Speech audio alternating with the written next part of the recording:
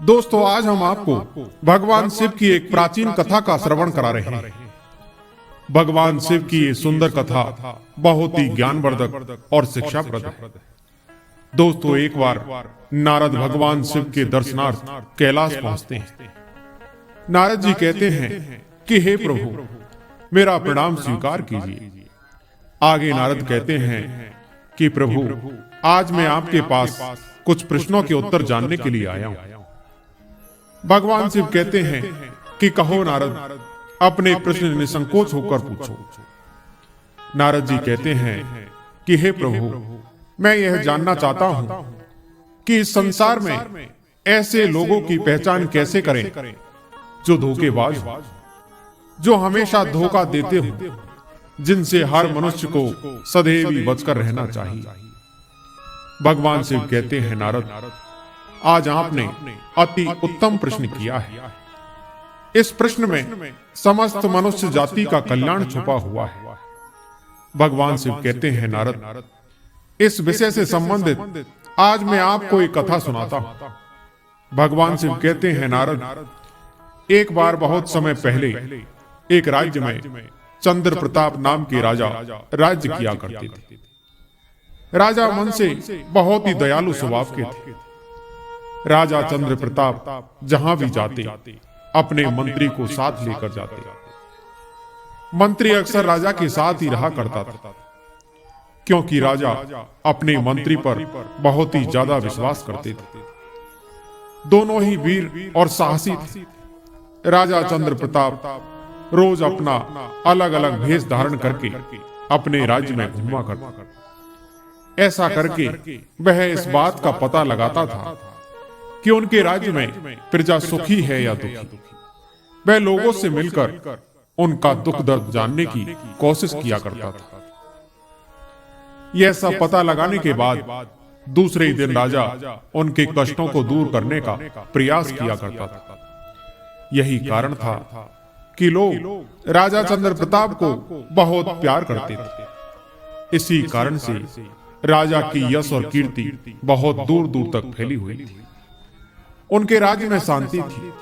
उनके राज्य में चोरी चकोरी और डाकू लुटेरों का प्रजा को कोई भय नहीं था। इसी वजह से उस राज्य के लोग चैन की नींद सोते थे। और जैसे ही यह पता चलता कि उनके राज्य में कहीं भी उनकी प्रजा कष्ट में है या किसी स्थान पर गरीब और असहाय लोगों पर चोर लुटेरों ने हमला कर दिया है, तो राजा जल्दी से जल्दी खुद अपने सिपाहियों को लेकर वहां पर पहुंचते और लोगों की रक्षा करते। एक दिन सुबह सुबह ही राजा चंद्र प्रताप को एक दूत ने आकर बताया कि लुटेरे भोले भाले किसानों के पशु और उनकी संपत्ति को लूट रहे हैं। हमेशा की तरह राजा चंद्र प्रताप अपने मंत्री और कुछ सैनिकों के साथ वहां पर पहुंचे। राजा के समय पर वहां पहुंचने के कारण लुटेरों को वहां से भागना पड़ा।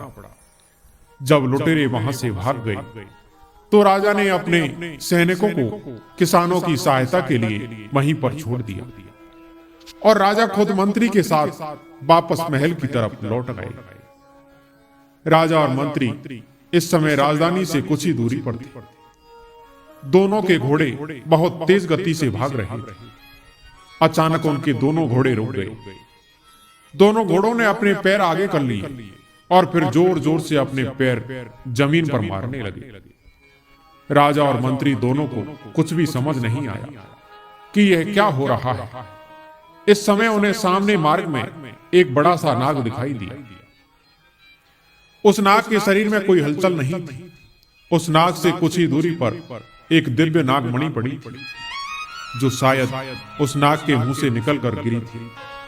राजा चंद्र प्रताप ने सहानुभूति प्रकट करते हुए कहा कि अरे, यह तो दिव्य मणि धारण करने वाला नागलोक का नाग है। राजा दुखी होकर कहने लगे कि इस वीर नाग की ऐसी दुर्गति किसने की है? इसे किसने मारा होगा? राजा की बात सुनकर मंत्री ने शोक प्रकट करते हुए कहा, हाँ महाराज, हमारे राज्य की धरती पर आज तक ऐसा पाप नहीं हुआ है। आज पहली बार ऐसा पाप देखने को मिला है। राजा यह सब देखकर बहुत चिंतित कि अब क्या करें। यह देखकर राजा ने सोचा कि अब और कोई उपाय नहीं, हमें इस नाग को जीवन दान देकर फिर से जीवित करना चाहिए। इधर मंत्री भी राजा के मन की बात समझ चुका था। मंत्री ने कहा कि महाराज, आपको तो संजीवनी विद्या आती है और उस विद्या से इसे फिर से जीवित किया जा सकता है। आप इसे एक अवसर के रूप में भी देख सकते हैं। इससे आपको अपनी विद्या को आजमाने का मौका भी मिलेगा। इस अवसर पर आपको उस विद्या का चमत्कार देखने का मौका खोना नहीं चाहिए। राजा चंद्र प्रताप अब और भी गंभीर हो गए और कुछ सोचने लगे। थोड़ी देर कुछ सोचने के बाद राजा बोले कि मंत्री, यह विषधारी नाग है, इसे लोग मारने में ही पुण्य समझते हैं। फिर क्या ऐसे प्राणी को संजीवनी विद्या से जीवित करना ठीक है? मंत्री ने कहा कि महाराज, भगवान शंकर ने भी एक राक्षस को जीवित करने के लिए संजीवनी विद्या का प्रयोग किया था। देव पुत्र को पुनर्जन्म देने से उन्हें काफी दुख भोगना पड़ा था। इसलिए महाराज, जिसे हम दुनिया में अच्छा समझते हैं, आमतौर पर वही विश्वासघाती और बुरे होते हैं। यदि कोई बुरा भी हो और उसे जीवन दान दिया जाए तो भी जीवन दान देने से बड़ा कोई पुण्य नहीं होता। यदि इस समय आप संजीवनी विद्या का प्रयोग करके इस मरे हुए नाग को जीवन दान देंगे तो इसमें कोई बुरी बात नहीं है। जरा सोचिए महाराज, यदि आप अपनी विद्या के प्रभाव से इसे जीवित कर पाए तो आपकी खुद की आत्मा कितनी खुश हो।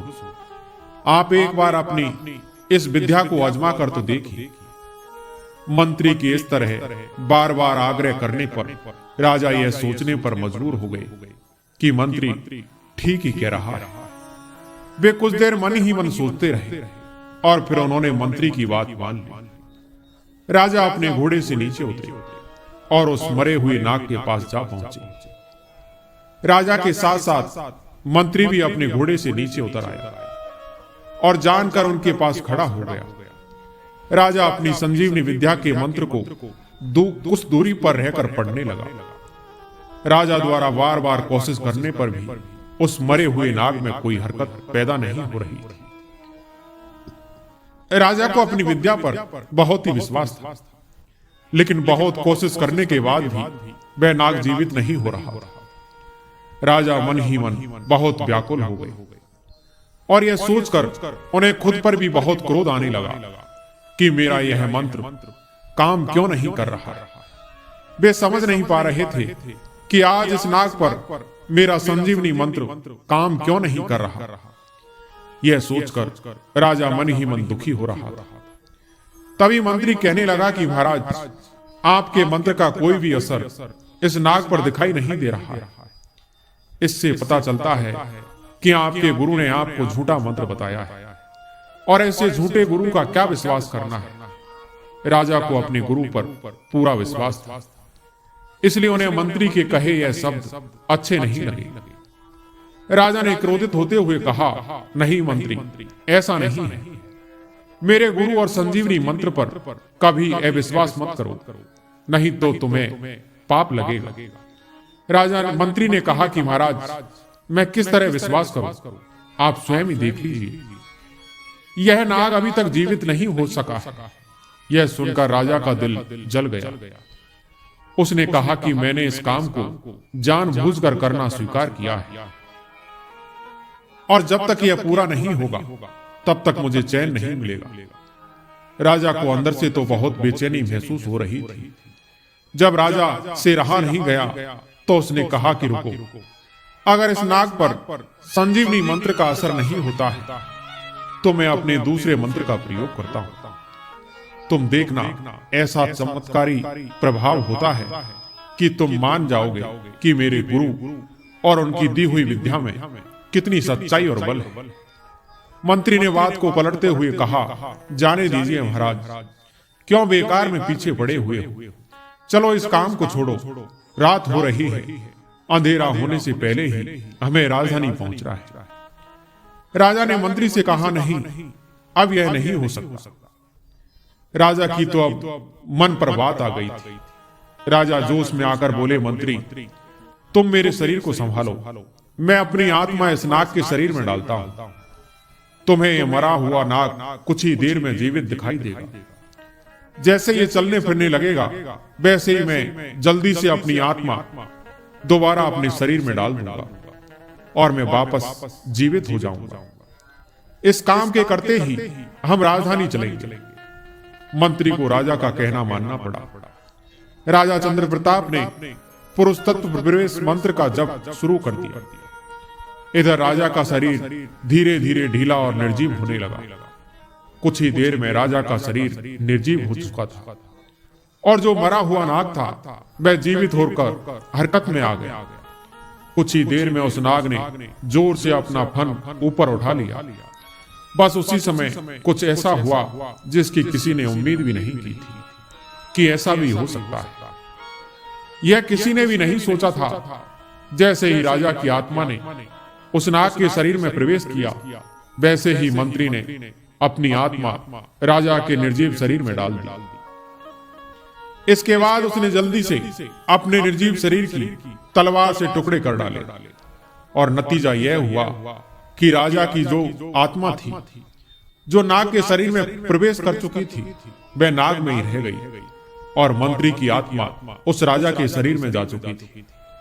मंत्री अपनी उस चाल में कामयाब हो चुका था जिसके बारे में राजा ने सोचा भी नहीं था। अब राजा देहधारी मंत्री जोर जोर से हंसने लगा और कहने लगा, राजन आज तक मैं इसी मौके की राह देख रहा था। आज कितने सालों के बाद मेरी यह इच्छा पूरी हुई है। इसलिए राजन अब तुम नागलोक में जाओ और वहां पर रहकर नागलोक के सुख भोगो। अब तुम यहां से निकलो। और मंत्री बना राजा जोर जोर से हंसने लगा। मंत्री की यह बात सुनते ही सर्प के अंदर की आत्मा ने बोला, मैं तुझे दंड देकर अपना शरीर वापस ले लूंगा। मैं देखता हूं कि तुम मुझसे बचकर कहां जाते हो। इतना सुनते ही मंत्री क्रोध से भरकर चिल्लाया और बोला कि देखो आगे मत आना, अपना फन उठाने की कोशिश भी मत करना, वरना मैं अपनी तलवार से तेरी गर्दन अभी उड़ा दूंगा। इधर नाग गुस्से में अपना फन जोर से जमीन पर मारने लगा। उसकी बेबसी देखकर मंत्री जोर जोर से हंसने लगा और कहने लगा, सुन तू समझता था कि सिर्फ तुझे ही संजीवनी मंत्र आता था, तो यह तेरी भूल थी। मुझे भी वह विद्या कम नहीं आती। आज जिस समय तू संजीवनी मंत्र का प्रयोग कर रहा था उस समय मैं उसका विपरीत मंत्र पढ़ रहा था। हालांकि तूने नाग को जीवित करने की लाख कोशिश की, लेकिन यही कारण था कि तेरा मंत्र उस पर नहीं चल सका। मंत्री जोर जोर से खिलखिलाकर हंसने लगे। मंत्री राजा के शरीर से खिलखिलाते हुए बोला, राजा तू यह भी समझ बैठा कि बस तुम अकेले ही हो, यह भी तेरी बहुत बड़ी भूल थी। जिस समय तुम्हारे गुरु तुम्हें यह मंत्र सिखाते थे उस समय मेरे पिता मुझे उस जगह पर ले जाया करते थे। वहां छिपकर मैंने यह विद्या अच्छी तरह से सीख ली थी। इसलिए यह विद्या जितनी तुम्हें आती है उतनी ही मुझे भी आती है। अब तो राजा बना मंत्री कहने लगा, जाओ अपने रास्ते चला जा। राजा की आत्मा ने सोचा कि बेकार में ही इस दुष्ट के हाथों तलवार से मरने से तो अच्छा है कि अपने इसी हाल में जीवित रहना चाहिए। यह सोचकर राजा गुस्से में फन पटकता हुआ घास में घुसता हुआ चला गया। जाते समय उसकी आत्मा मंत्री को ही कोस रही थी। वह मन ही मन कोस रहा था कि कपटी नीच, इस दुष्कर्म का फल तुझे एक ना एक दिन भोगना ही पड़ेगा, क्योंकि कर्म फल से आज तक कोई नहीं बच पाया है। जाते जाते वह जोर से बोला कि तुम्हें इसका दंड अवश्य मिलेगा। नागमना राजा की यह आवाज जंगल में काफी देर तक गूंजती रही। फिर आवाज धीरे धीरे शांत हो गई। राजा की देह धारण किए हुए मंत्री घोड़े पर बैठकर राजधानी की ओर चला गया। उस मंत्री के दिमाग में तरह तरह के विचार आ रहे थे।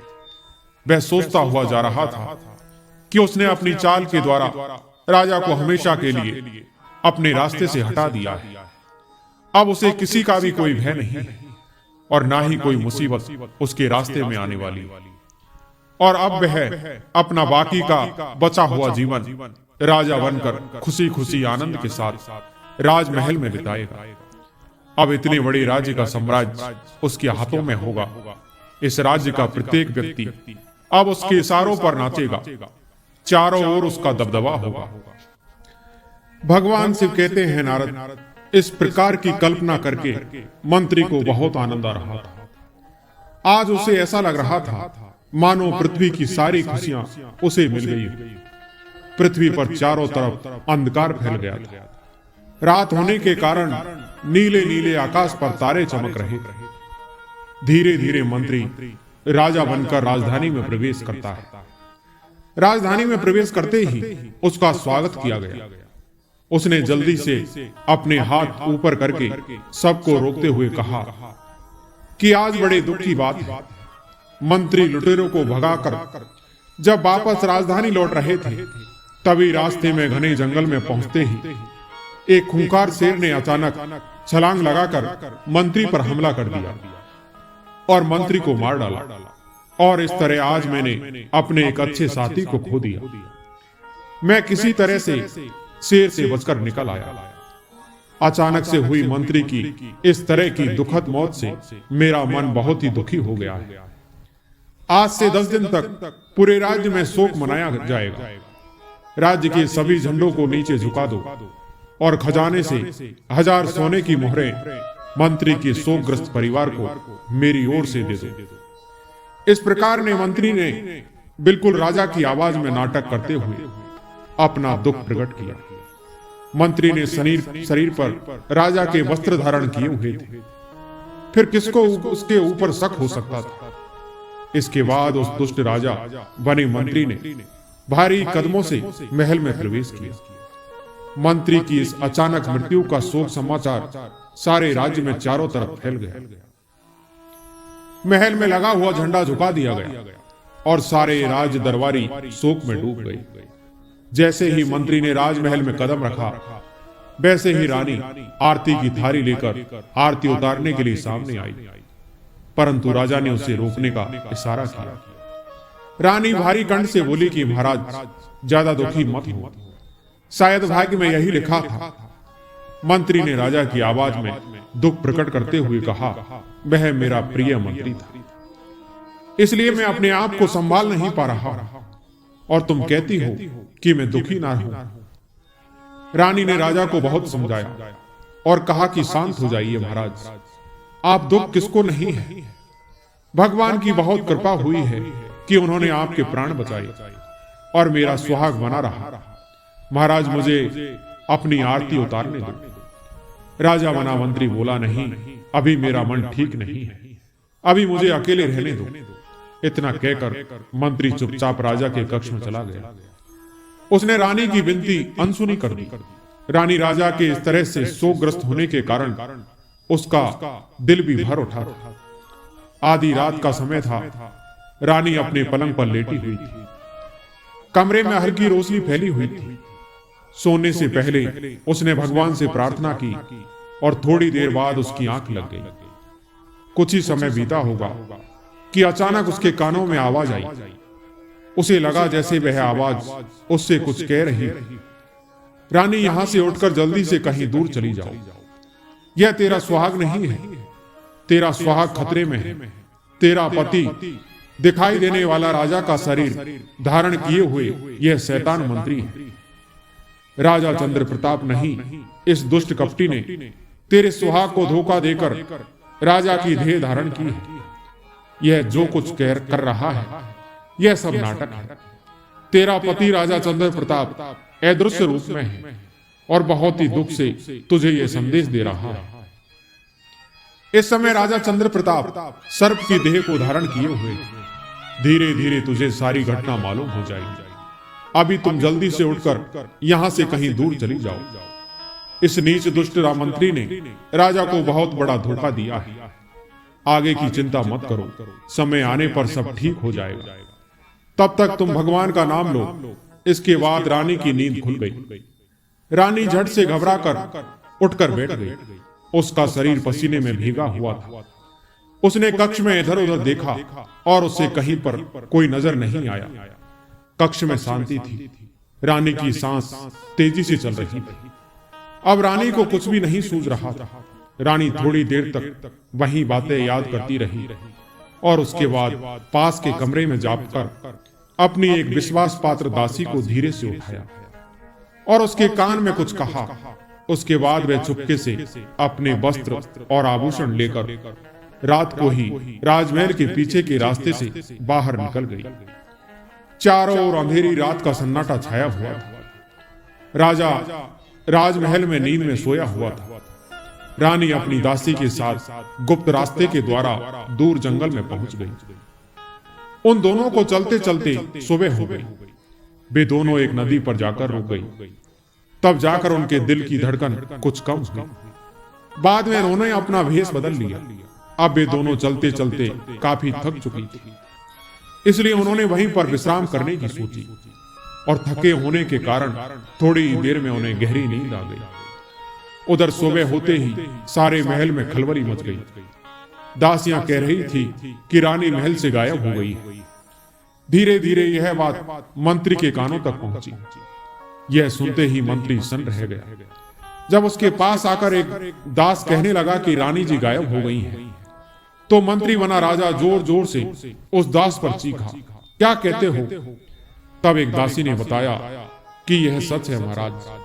मंत्री पागलों की तरह गुस्से में चिल्लाकर बोला, नहीं, ऐसा नहीं हो सकता।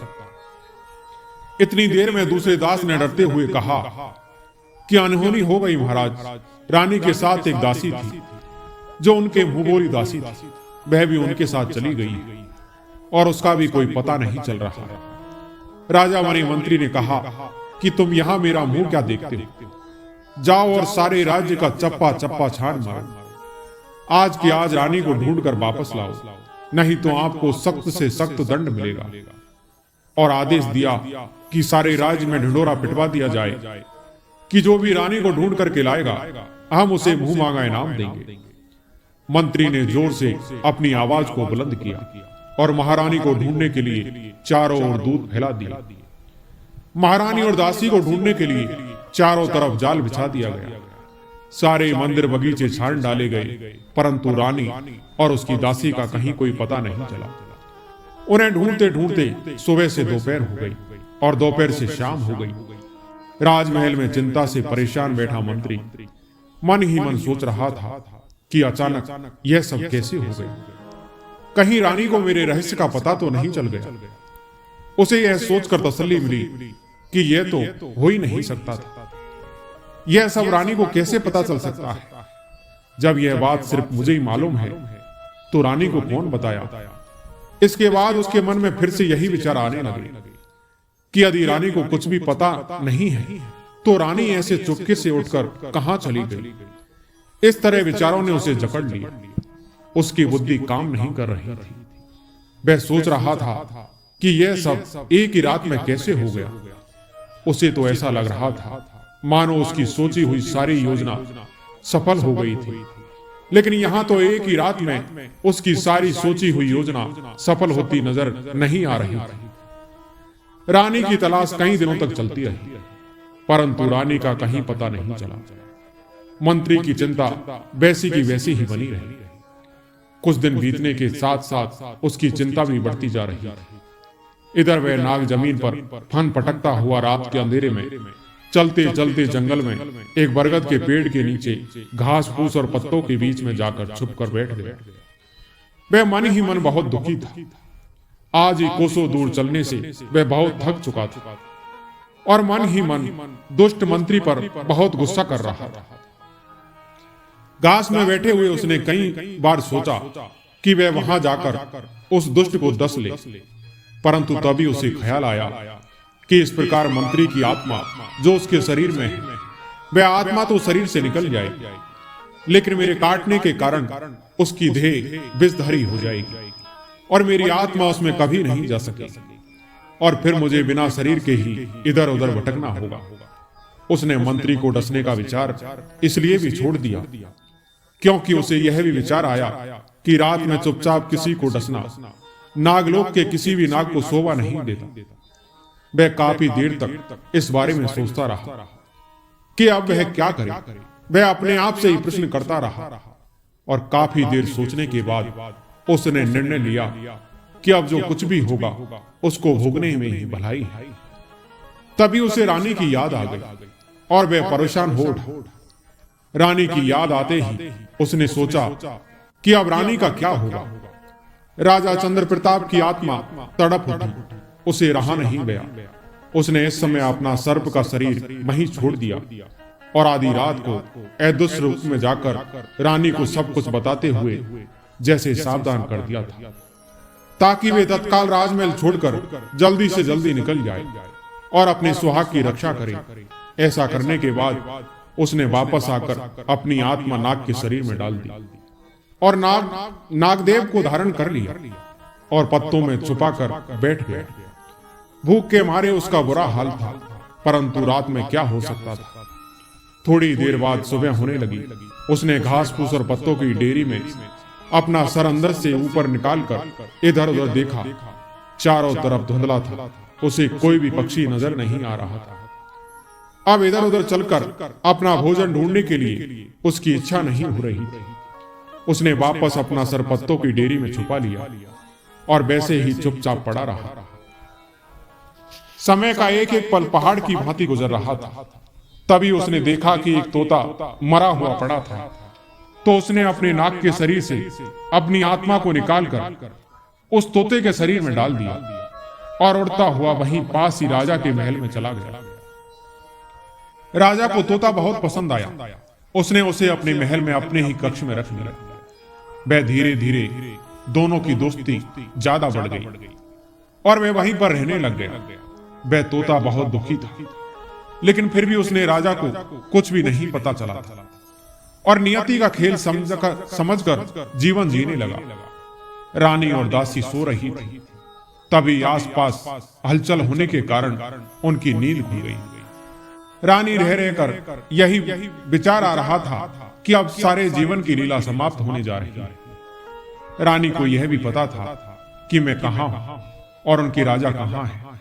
वे तो ये भी सोच रही थी कि राजमहल से निकलकर मैंने अपने सुहाग की रक्षा करनी चाहिए, परंतु लगता है मेरा भाग्य भी मेरे साथ नहीं है। दासी ने कहा कि महारानी, मुझे विश्वास है कि जिस तरह भगवान ने हमारी रक्षा की है, इस तरह भगवान राजा की भी रक्षा करें। महारानी, आप रोइए मत, मुझे आपका दुख नहीं देखा जाता। दासी ने दोनों हाथों से रानी के आंसू पहुंचे और रानी ने दोनों हाथों से अपना मुंह छुपा लिया। उसके बाद रानी ने दासी को अपने सीने से लगा लिया। तभी कोई आदमी वहां से गुजर रहा था, तो उसने देखा कि दो दुखियारी हैं। तो उसने कहा कि आप कौन हैं? मेरे साथ चलो, हमारे राजा आपकी जरूर मदद करेंगे। उसके बाद अपने साथ यहां महल ले आया और राजा से कहा कि महाराज, अब इन्हें आपका आश्रय चाहिए। इनकी कहानी बहुत ही दुख भरी है। वे किसी कुलीन घर की स्त्रियां नजर आती हैं।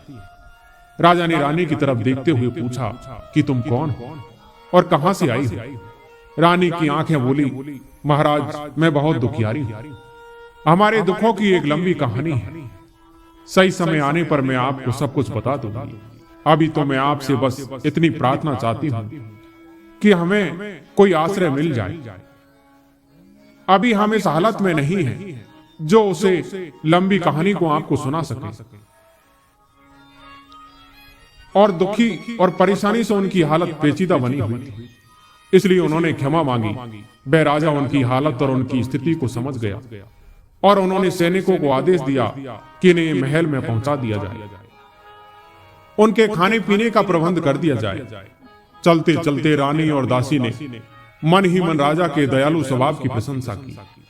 कुछ देर बाद दूत ने आकर राजा को सूचना दी कि महाराज, कुछ उपद्रवी हमारी सीमा में घुस आए हैं और वे किसानों की धन संपत्ति और पशुओं की लूटपाट करके ले जा रहे हैं। अगर किसानों को तुरंत सहायता ना मिली तो काफी नुकसान होने की संभावना है। राजा यह खबर सुनते ही क्रोध से तमतमा गया। राजा आग बबूला होते हुए बोला कि मेरे राज्य में लुटेरों की यह मजाल कि वह गरीबों को लूट रहे हैं। राजा ने अपने सेनापति से कहा कि जल्दी से सैनिकों की फौज तैयार करो और जो भी उपद्रवी है उनको मेरे सामने जिंदा लेकर आओ। उनको उचित दंड मिलना चाहिए। यह कहकर राजा चिंतित होकर सिंहासन से उठ खड़े हुए। उनके साथ सारे दरबारी भी उठकर चल दिए। अब राजा अपने कक्ष में पहुंचे तो पिंजरे में बैठे तोते ने उनकी हालत देखी और पूछा कि महाराज क्या बात, सब कुशल तो है? आज कुछ चिंतित दिखाई दे रहे हैं। राजा ने उपद्रवियों का किस्सा सुनाते हुए कहा कि कुछ समझ नहीं आ रहा, और उसके कुछ देर बाद ही आफत की सूचना मिली। मुझे ऐसा लगता है कि वे दोनों स्त्रियां अपने साथ साथ मेरे लिए भी कुछ आफत लेकर आई। मुझे लक्षण अच्छे नजर नहीं आते। यह कहकर राजा परेशान सा अपने कक्ष में टहलने लगा। तोता चुपचाप देखता रहा। तोता की समझ में कुछ नहीं आ रहा था कि ऐसी हालत में राजा से क्या कहा जाए। वे केवल इतना ही बोले कि महाराज बेकार में चिंता मत कीजिए, सब ठीक हो जाएगा। कोई किसी के लिए आफत नहीं लाता, होनी को कौन टाल सकता है। राजा ने भी कुछ जवाब नहीं दिया। राजा इस तरह से चिंता से ग्रसित अपने कक्ष में घूमते रहे। ऐसा लग रहा था जैसे तोता की कही हुई बात उन्हें अच्छी ना लगी। ऐसे ही 2-3 दिन गुजर गए। इसी बीच रानी ने राजा के पास एक अर्जी पहुंचाई जिसमें लिखा था कि महाराज आपने हमें आश्रय दिया है। इस विपत्ति के समय में आपकी इस कृपा को हम भूल नहीं सकते, लेकिन अब इस तरह यहाँ पर खाली बैठना हमें अच्छा नहीं लग रहा है। हम आपसे विनती करती हैं कि हमें कोई नौकरी मिल जाए तो हम अपने आप को धन्य समझेंगे। महाराज हमें पता है कि महल में पहले ही दासी दास दासियां हैं। हमें भी सेवा का कुछ मौका मिलना चाहिए। हमें भी इनमें ही एक समझना जाए। उनकी प्रार्थना सुनकर राजा ने उस रानी को अपनी पुत्री की दासी की जिम्मेदारी दे दी। राजा ने तुरंत ही रानी को राजकुमारी की दासी नियुक्त कर दी और पुरानी दासी को काम से हटा दिया। काम से हटाया जाना दासी को अच्छा नहीं लगा। वह मन ही मन सोचने लगी कि अगर यह दासी नहीं आती तो उसे यह दिन देखना नहीं पड़ता। अब तो वह दासी वनी रानी से बदला लेने के लिए उपाय सोचने लगी। इधर एक दिन रानी को चिंतित बैठे देखकर राजकुमारी बोली, क्या बात है दासी, तुम हमेशा चिंता में डूबी रहती हो, ना हंसती हो ना बोलती हो। चलो आओ हम थोड़ा बाग में घूम कर आए। काफी दिनों से मैं कहीं नहीं निकली हूं। रानी ना चाहते हुए भी राजकुमारी के साथ बाग में घूमने चली गई। इस दौरान जो पहले वाली दासी थी उसने उन्हें देख लिया और वह राजमहल के अंदर की ओर चल पड़ी। जब वे महल के दरवाजे पर पहुंची तो द्वारपाल ने उसे रोक लिया, लेकिन उसने द्वारपाल से कहा कि मुझे राजा से बहुत जरूरी प्रार्थना करनी है। उसकी बात सुनकर द्वारपाल ने उन्हें अंदर जाने की अनुमति दे दी। इस तरह वह दासी राजमहल में प्रवेश कर चुकी थी। वह चुपचाप छुपते छुपाते हुए राजकुमारी के कक्ष में जा पहुंची। वहां जाकर उसने राजकुमारी का कंगन चुरा लिया और छुपते छुपाते फिर से महल से निकल गई। उधर जब राजकुमारी बगीचे से लौटकर वापस आई तो उसने अपने कक्ष में कंगन गायब पाया। जल्दी सारे महल में खलबली मच गई। शाम होते होते यह बात राजा के कानों तक पहुंची। घूमते घूमते सबका दासी बनी रानी के ऊपर ही गया कि हो ना हो कंगन की चोरी इसी दासी ने ही की है। राजा का माथा फिर से ठनका, क्योंकि उन्हें तो पहले से ही लक्षण अच्छे नजर नहीं आ रहे। इन दोनों स्त्रियों के महल में कदम रखते ही अशुभ समाचार मिलने शुरू हो गए थे। अब यह दूसरी अप्रिय घटना घट चुकी थी। राजा ने अपने सैनिकों को आदेश दिया कि इन दोनों स्त्रियों को फौरन राजमहल से निकाल दिया जाए। पता नहीं किस मनहूस समय में यह यहां आई। मैं इनकी सूरत नहीं देखना चाहता। आज्ञा मिलते ही रानी और दासी को महल से बाहर निकाल दिया गया। अपमान और दुख से रानी का हृदय तड़प उठा। अपने भाग्य पर आंसू बहाती हुई रानी और दासी उस अजनबी राज्य में उसी रास्ते पर चली जा रही थी जिस रास्ते से कुछ दिन पहले चलकर आई थी। रानी और दासी के महल से निकलने से कुछ देर बाद ही राजा को सैनिक ने खुशी का समाचार सुनाते हुए कहा कि महाराज, आपकी आज्ञा के अनुसार उन उपद्रवियों को कैद कर लिया गया है। इधर राजा इस समाचार को पाकर फूले नहीं समा रहे। उधर द्वारपाल के भेजे हुए आदमियों ने कंगन को ढूंढ निकाला। दासी को चुराए हुए कंगन के साथ पकड़ लिया गया और दासी को कैद करके राजा के सामने पेश किया गया। जैसे ही राजा को यह पता चला कि असली चोर तो वह दासी है, जो राजा को अपने किए गए फैसले पर बहुत दुख हुआ। राजा ने रानी और दासी को ढूंढने के लिए अपने सैनिक भेज दिए और उन्हें आज्ञा दी कि दोनों ज्यादा दूर नहीं गए होंगे, उन्हें बुलाकर वापस महल में लाया जाए। आजा मिलते ही राजा के सैनिक चारों तरफ काफी ढूंढने के बाद उन्होंने उन दोनों को ढूंढ निकाला और वापस उन्हें राजा के पास ले आए। जैसे ही रानी और दासी ने उनके कक्ष में अपना कदम रखा, वैसे ही राजा खुद आ गया और शर्म से अपना सिर झुकाते हुए भारी गले से बोले कि मुझे सच में बहुत पश्चाताप है। राजा की बातें सुनते ही रानी की आंखों में सचमुच आंसू आ गए। उस समय तोता भी उसी कक्ष में था। तोते की नजर रानी पर पड़ी तो उसका हृदय चित्कार कर उठा, आंखों से आंसू बहने लगे। पिंजरे में बंद तोता बाहर निकलने के लिए छटपटा उठा। वे जोर जोर से पिंजरे पर अपनी चोंच मार रहा था। एक राजा और रानी का ध्यान पिंजरे की तरफ गया। तोते की आंखों से बहते हुए आंसू देखकर राजा आश्चर्य से भर उठा। उसे बड़ा धक्का लगा कि उसके प्यारे तोते को क्या हो गया। आगे बढ़कर उसने बहुत ही प्यार से पिंजरे पर हाथ रखते हुए पूछा कि क्या बात है, आज तुम्हारी आंखों में यह आंसू कैसे? आज मैं तुम्हारे अंदर यह कैसी घबराहट देख रहा हूं। तब तोता बोला कि महाराज, यह मेरी रानी है। मेरे लिए यह कैसा विचित्र संयोग है। आज सबसे बड़ा खुशी का दिन है। रानी पिंजरे की तरफ देखे जा रही है। उसके मुंह से निकला कि महाराज, मैंने यह सपने में भी नहीं सोचा था कि आपसे मेरा ऐसा विचित्र मिलन होगा।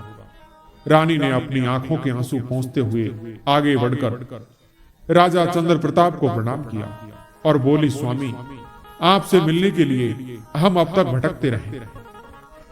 आपको भाग्य का खूब बुरा हाल भी देखा, दर दर की ठोकरें खाई।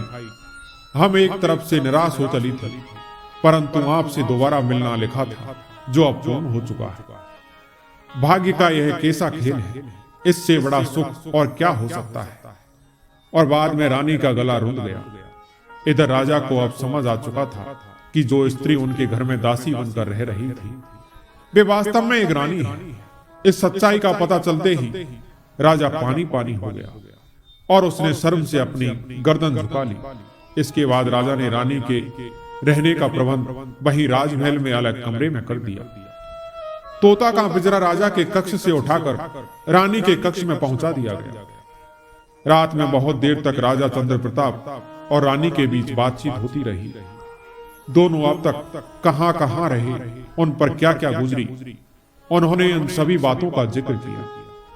अब वे दोनों आगे का उपाय सोचने बैठ गए, परंतु उन्हें कोई भी रास्ता नजर नहीं आ रहा कि अब वह आगे क्या करें, क्या ना करें।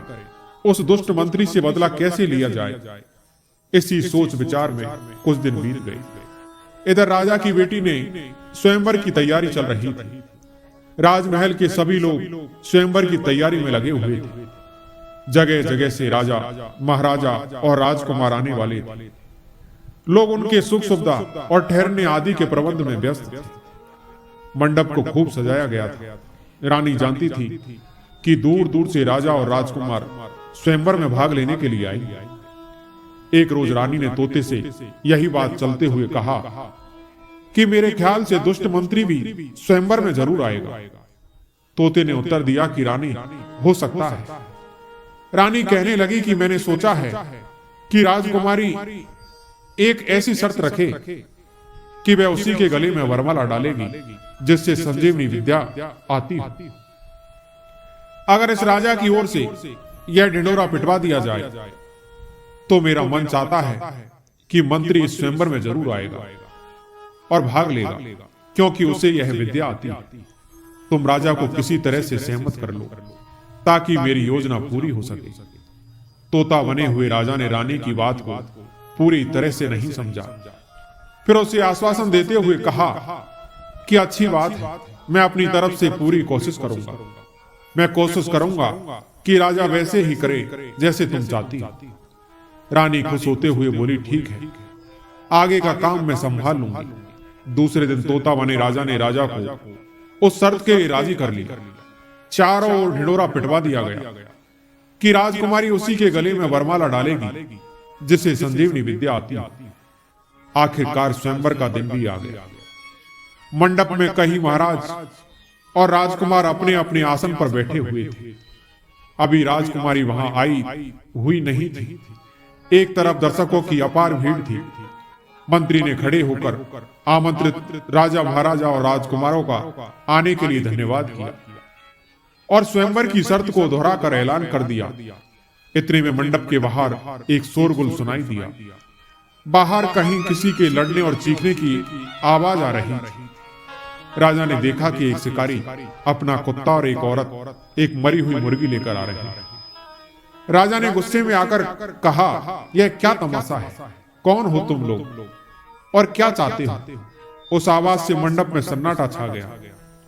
उस औरत ने अपनी मरी हुई मुर्गी राजा के सामने रखते हुए कहा, गलती माफ हो महाराज, मैं आपके पास एक फरियाद लेकर आई। राजा ने कहा कि यह फरियाद का वक्त नहीं है। यहां राजकुमारी के स्वयंवर में विघ्न डालने की तुम्हारी हिम्मत कैसे हुई? क्या तुम जानती हो इसकी सजा क्या है? वह कहने लगी, महाराज, मेरी मुर्गी को इस शिकारी के कुत्ते ने मार डाला है। मैं आपके दरबार में फरियाद लेकर आई, मुझे इंसाफ दिलवाइए।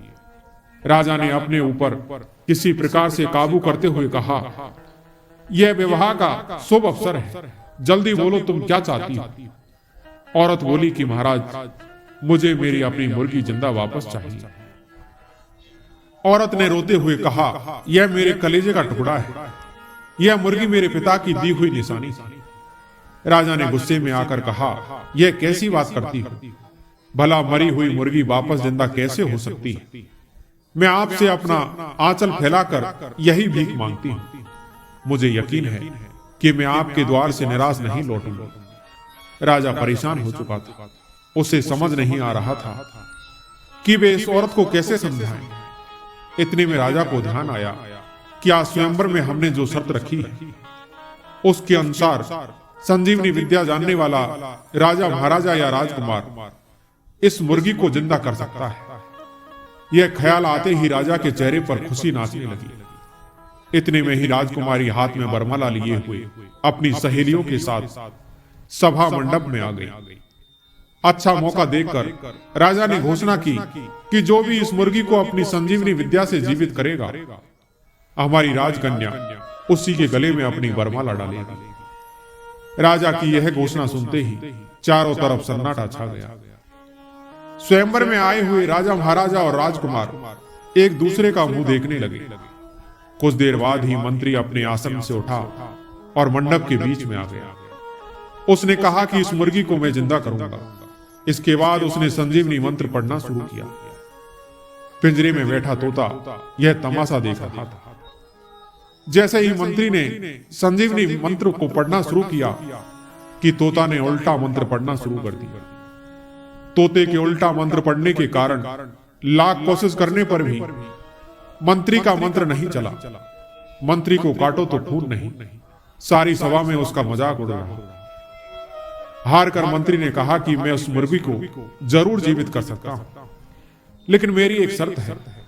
इजाजत हो तो मैं अपने मंत्र का जप किसी कमरे में बैठकर अकेले में करना चाहता हूं। राजा ने उसकी बात मान ली और इसके लिए तैयार हो गए। थोड़ी देर बाद मंत्री को एक कमरे में अकेला छोड़ दिया गया। उसने दरवाजा बंद कर लिया और मंत्र का जाप करने लगा। कुछ देर में ही मरी हुई मुर्गी धीरे धीरे हिलने लगी।